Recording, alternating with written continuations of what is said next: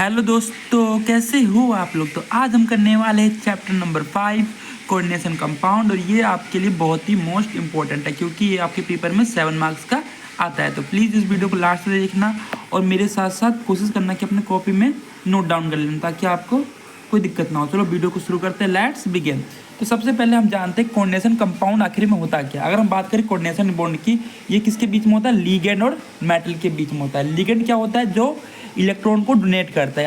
याद करना, जो लिगेंड क्या होता है? जो इलेक्ट्रॉन को डोनेट करता है। क्या करता है? इलेक्ट्रॉन को जो डोनेट करता है। और मेटल क्या होता है? जो इलेक्ट्रॉन को लूज करता है। ये तो पता ही है आपको। देखो, लिगेंड क्या होता है? जो इलेक्ट्रॉन को डोनेट करता है। और मेटल क्या होता है? जो इलेक्ट्रॉन को लूज करता है। ठीक है, तो लिगेंड और मेटल के बीच में जो बॉन्ड होता है उसे क्या बोलते हैं? हम कोऑर्डिनेशन बॉन्ड बोलते हैं। अगर ये इलेक्ट्रॉन को डोनेट करता है तो क्या हो जाएगा? लुईस बेस हो जाएगा। इलेक्ट्रॉन को एक्सेप्ट करता है तो क्या हो जाएगा? लुईस एसिड हो जाएगा। आपने पढ़ा था ना। देखो, जो इलेक्ट्रॉन को डोनेट करता है उसे क्या कहते हैं? हम लुईस बेस कहते हैं। और जो इलेक्ट्रॉन को एक्सेप्ट करता है उसे क्या कहते हैं? हम लुईस एसिड कहते हैं। क्या कहते हैं उसे? हम लुईस एसिड कहते हैं। अब कोऑर्डिनेशन कंपाउंड की डेफिनेशन पे आते हैं। तो एक compound containing coordinate bond between, एक कंपाउंड जो कोऑर्डिनेट बॉन्ड बनाता है वो कहाँ पर बनाता है? लिगेंड और मेटल के बीच में। तो एक compound containing coordinate bond between ligand and metal is called coordination compound. क्या बोलते हैं हम? कोऑर्डिनेशन कंपाउंड बोलते हैं। क्या बोलते हैं उसे? हम कोऑर्डिनेशन कंपाउंड बोलते हैं।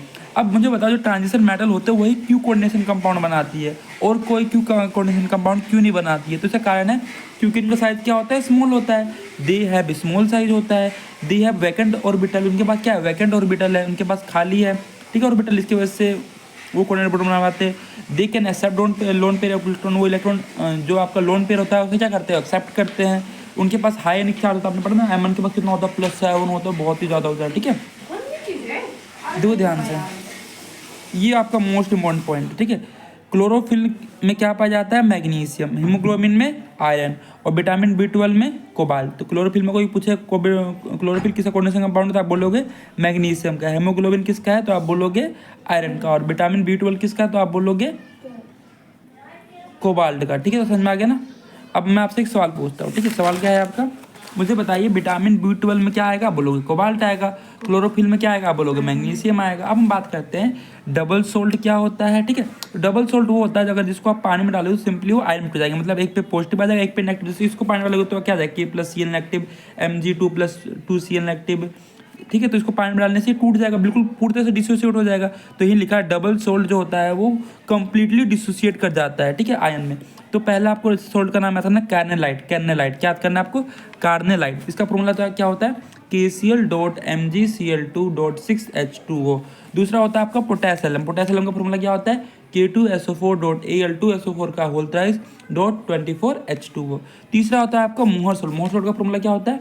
FeSO4.NH4 का होल ट्वाइस SO4.6H2O। तो समझ में आ गया। देखो, 3 फॉर्मूला, एक कार्नेलाइट है, एक पोटास एलम है और एक मोहर सोल्ट है। तो कार्नेलाइट का फॉर्मूला क्या होता है? KCl.MgCl2.6H2O। पोटास एलम का फॉर्मूला क्या होता है? तो आप बोलोगे K2SO4.Al2SO4 का होल थ्राइस .24H2O। तो ये मोहर सोल्ट का कोई पूछे तो बोलना आप FeSO4.NH4 का होल ट्वाइस SO4.6H2O।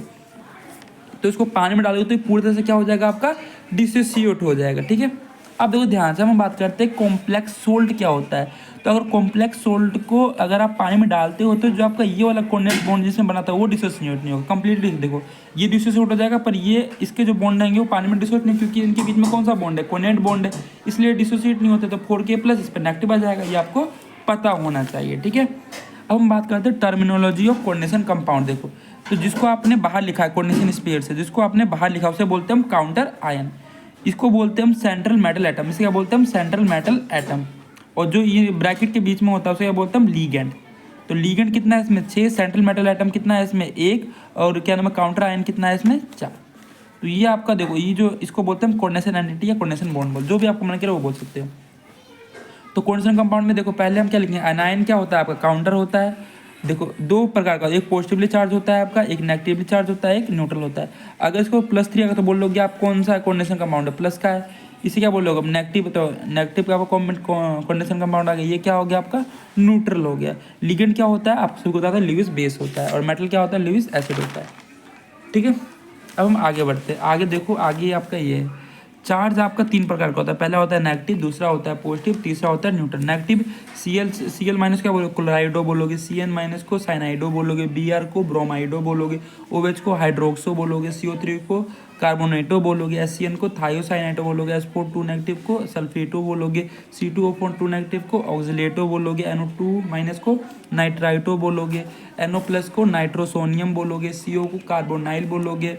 इसका नाम आपको पता होना चाहिए H2NCH2CH2NH2, इसको बोलोगे इथाइलिन डाइअमीन। H2O को एक्वा बोलते हो आप, और NH3 को क्या बोलोगे आप लोग, अमीन बोलोगे। देखो ये बना कैसे इथाइलिन डाइअमीन, तो सबसे पहले ये क्या है आपका इथेन है, इथेन में से खंड निकालिए तो क्या बन जाएगा इथाइल, इसमें से खंड निकाल क्या बोलोगे, इसको इथाइलिन बोल दोगे।